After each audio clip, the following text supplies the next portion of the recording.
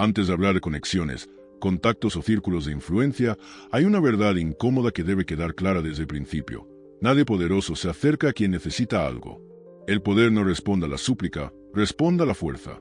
Y esta fuerza no siempre es visible, pero siempre es perceptible. Friedrich Nietzsche lo entendió con crudeza. El mundo social no se mueve por méritos morales, sino por intensidades. Por quién irradia más vida, más certeza, más dominio de sí mismo. La primera ley no trata de hablar mejor, vestir mejor o parecer más interesante. Trata de algo más profundo, dejar de pedir permiso para existir. La mayoría de las personas entra a cualquier espacio social con una postura invisible de inferioridad. Observan, calculan, se adaptan, ajustan su lenguaje, su tono, su energía para no incomodar. Y en ese gesto aparentemente educado cometen el error fatal. Se colocan abajo antes de que nadie los empuje. El poder detecta eso al instante. Las personas influyentes no analizan currículums emocionales. Sienten, perciben, notan quién entra con el cuerpo relajado y quién entra tenso, quién habla desde la convicción y quién habla esperando aprobación. Por eso Nietzsche despreciaba al mendigo psicológico, porque quien necesita ser validado ya se ha derrotado a sí mismo. Aquí entra la ley de la presencia dominante. No se trata de imponerse, sino de no reducirse. La presencia dominante nace cuando no estás compitiendo por atención, cuando no te esfuerzas por destacar ni por encajar. Simplemente ocupas tu lugar. Tu postura, tu mirada, tus silencios comunican que no estás ahí para ser aceptado, sino para estar. Esa neutralidad firme inquieta al resto, porque rompe el juego habitual de jerarquías implícitas. La segunda ley es el silencio estratégico. El que habla demasiado se explica. El que se explica, se justifica. Y el que se justifica, se rebaja. Nietzsche entendía el silencio como una forma superior del lenguaje. Quien no necesita rellenar el vacío demuestra control interno. En entornos de poder, el silencio no es ausencia, es tensión, es espacio. Y quien controla el espacio controla la interacción. Callar no es esconderse, es seleccionar. Hablar solo cuando aporta dirección, cuando añade perspectiva o cuando corta una dinámica inútil. El silencio bien colocado hace que los demás proyecten sobre ti profundidad, incluso aunque no la expliques. El error común es pensar que para conectar hay que impresionar. En realidad, hay que no dispersarse. La tercera ley es la autovaloración brutal. No se trata de autoestima inflada ni de arrogancia teatral. Se trata de una valoración interna no negociable. Cuando tú no dudas de tu valor, no necesitas demostrarlo. Y cuando no necesitas demostrarlo, los demás empiezan a medirlo con más cuidado. El poder respeta a quien se respeta primero, no a quien se vende barato esperando una oportunidad. Esta autovaloración no se declara, se manifiesta en decisiones pequeñas, no aceptar invitaciones que no resuenan, no forzar conversaciones, no adaptarte a dinámicas que te empequeñecen. Cada vez que te traicionas para agradar, pierdes fuerza, y esa pérdida se acumula. Este primer tópico es la base de todo lo que vendrá después. Si no irradias poder interno, cualquier conexión será vertical y dependiente. Serás tolerado, nunca integrado. El ascenso social comienza cuando dejas de mirar hacia arriba con hambre y empiezas a sostenerte con firmeza donde estás. Porque el poder no se impresiona. El poder se reconoce entre iguales, incluso antes de que lo sean formalmente. Una vez que has dejado de pedir permiso para existir y comienzas a irradiar una presencia firme, aparece el siguiente desafío: saber leer el campo de fuerzas. Porque no basta con tener poder interno, hay que entender cómo se distribuye el poder externo. Aquí es donde la mayoría fracasa.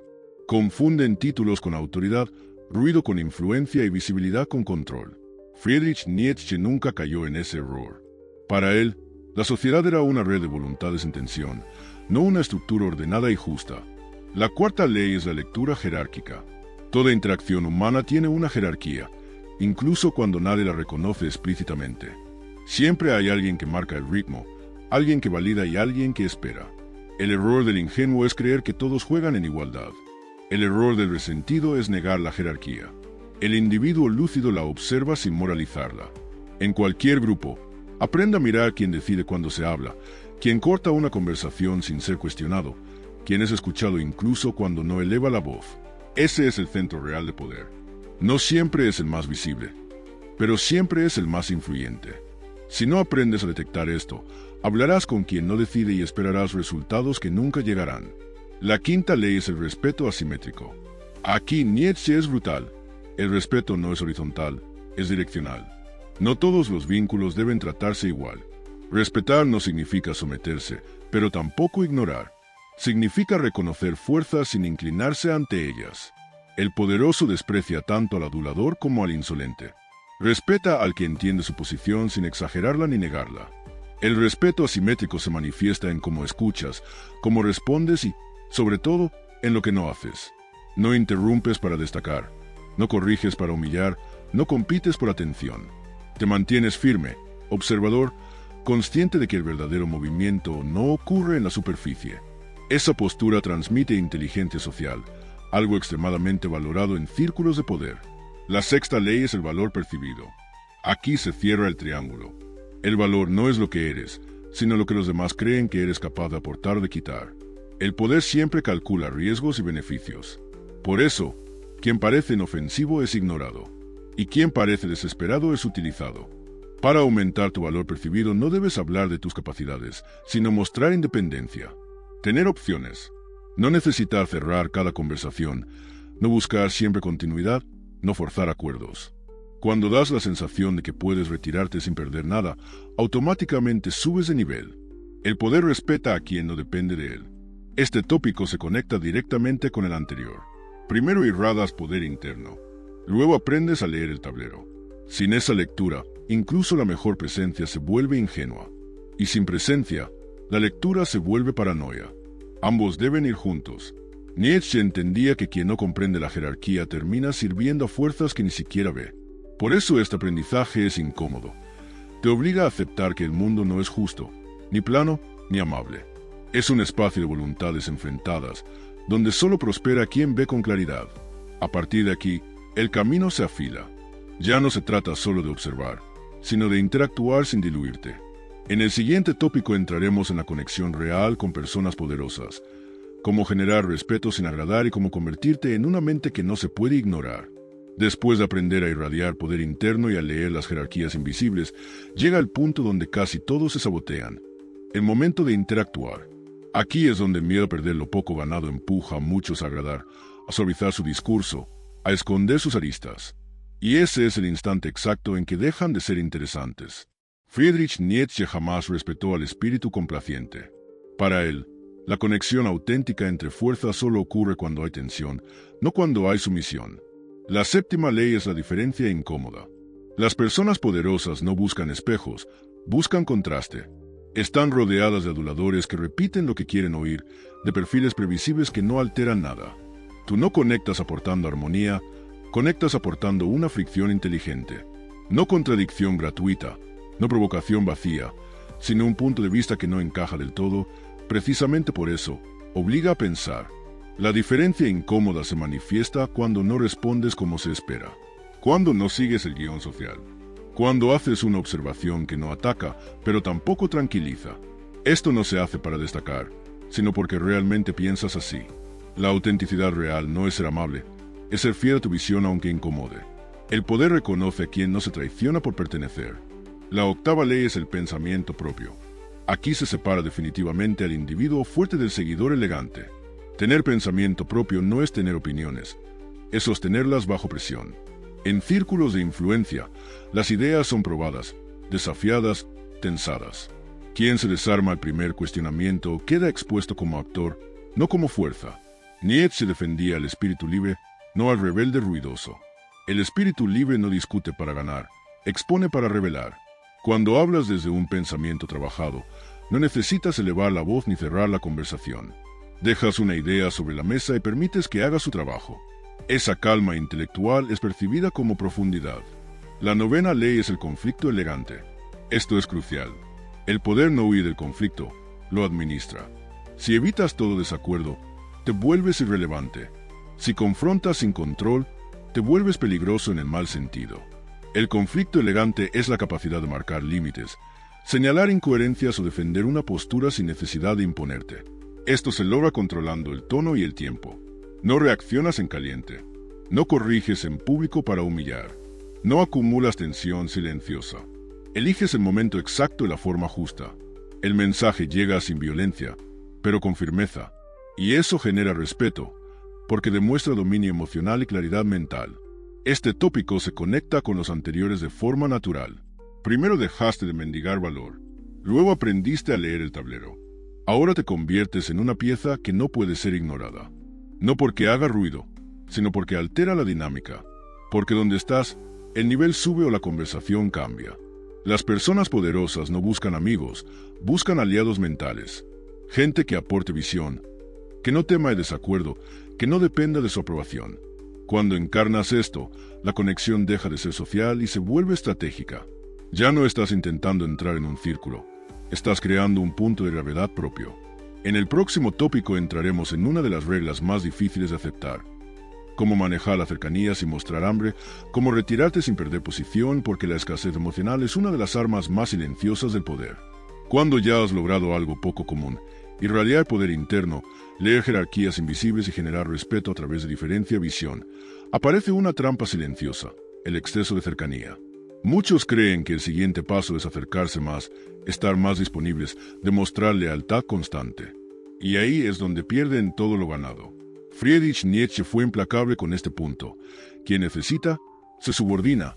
Quien se subordina, deja de ser igual. La 10ª ley es la escasez emocional. El poder no se sostiene en la abundancia de presencia, sino en la calidad de esta. Estar siempre disponible reduce tu valor.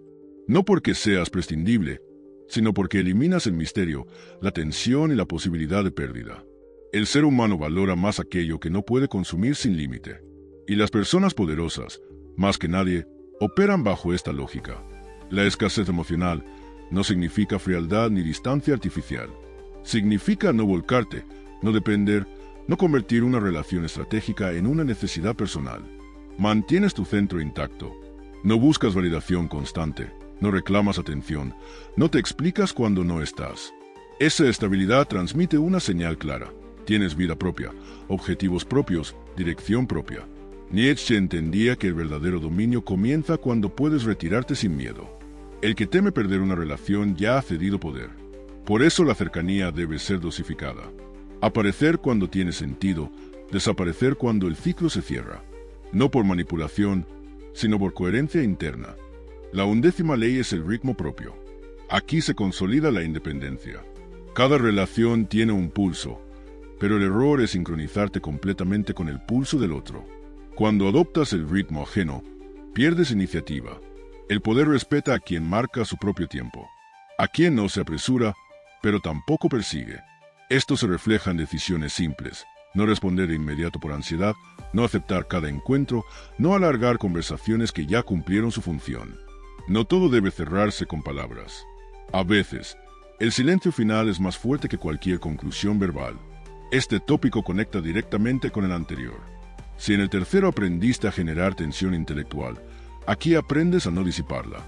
La tensión es energía, y la energía mal gestionada se convierte en dependencia. El individuo fuerte sabe cuándo acercarse y cuándo retirarse sin justificarlo. Las personas poderosas no se rodean de quienes siempre están, sino de quienes aparecen con intención. Tu ausencia debe tener peso, no como castigo, sino como consecuencia natural de que tu vida no gira alrededor de una sola relación o entorno. Nietzsche hablaba de la autodisciplina como forma suprema de libertad, y aquí esa disciplina se manifiesta en la gestión de vínculos. No te diluyes en ellos, no te defines por ellos, te mantienes entero. Esa integridad es lo que preserva el respeto a largo plazo. En este punto del recorrido, ya no eres un aspirante. Eres una presencia reconocida. Pero queda una última ley, la más dura definitiva. O te conviertes en igual, o aceptas caminar solo. En el próximo tópico cerramos el arco completo con la ley final del ascenso social. Después de todo lo recorrido, llega la verdad que pocos están dispuestos a aceptar. No todas las personas están destinadas a ascender. No porque el sistema lo impida, sino porque el precio es demasiado alto. Friedrich Nietzsche nunca prometió salvación colectiva. Su pensamiento fue siempre selectivo. El poder no se democratiza, se concentra, y solo permanece en manos de quien puede sostenerlo sin desmoronarse. La 12ª ley es la autosuperación constante. Aquí se rompe la ilusión del «ya llegué». En los círculos de poder no existe la estabilidad. O avanzas o retrocedes. El respeto no se hereda, se renueva. Cada encuentro, cada conversación, cada decisión es una evaluación silenciosa. Quien se acomoda, cae. Quien repite fórmulas, se vuelve predecible, y lo predecible pierde valor. Nietzsche hablaba del devenir, no del ser. No eres algo fijo, eres un proceso. Ascender socialmente no es alcanzar una posición, es mantener una tensión interna hacia arriba. Estudiar, afilar la mente, ampliar la visión, refinar el criterio. No para presumir conocimiento, sino para no quedarte atrás. El poder se mueve rápido y solo respeta a quien puede seguirle el ritmo sin correr. Esta ley exige honestidad brutal. Preguntarte si realmente estás creciendo o solo defendiendo una identidad pasada. Si aportas algo nuevo o solo ocupas espacio. Si sigues siendo una fuerza o ya te has convertido en un recuerdo cómodo. El poder no tiene nostalgia. Reemplaza sin culpa. La 13ª ley es la del camino solitario. Y esta es la más dura.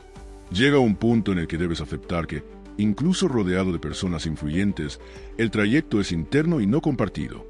No hay garantías, no hay pertenencia eterna, no hay refugio emocional. O te sostienes a ti mismo, o te diluyes en el entorno.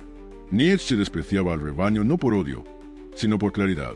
El rebaño necesita seguridad, aprobación, sentido externo. El individuo fuerte acepta la intemperie. Entiende que el respeto verdadero no viene acompañado de afecto constante, que la cercanía es variable, que la soledad no es castigo, sino consecuencia de no traicionarse.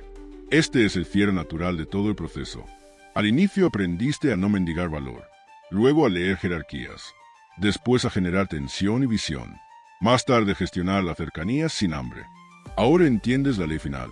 Nadie te debe un lugar. Si estás ahí, es porque sigue siendo necesario, interesante, peligroso en el buen sentido. Y si un día ya no lo eres, debes tener la dignidad de retirarte sin rencor, sin explicaciones, sin ruido. Porque el mayor signo de poder no es permanecer a toda costa, sino saber irse entero. Nietzsche no te enseñaría a hacer contactos. Te exigiría que te conviertas en alguien que no necesita pedir acceso. Alguien cuya presencia eleva el nivel o cuya ausencia se nota. Alguien que no busca aprobación, sino coherencia consigo mismo. Ese es el verdadero ascenso social. No subir escalones ajenos, sino construir una altura desde la que solo algunos pueden mirarte de frente. Aquí termina el recorrido, no como promesa, sino como advertencia. Porque quien entiende estas leyes ya no puede fingir ignorancia, y quien las aplica deja de perseguir el poder, porque empieza a encarnarlo.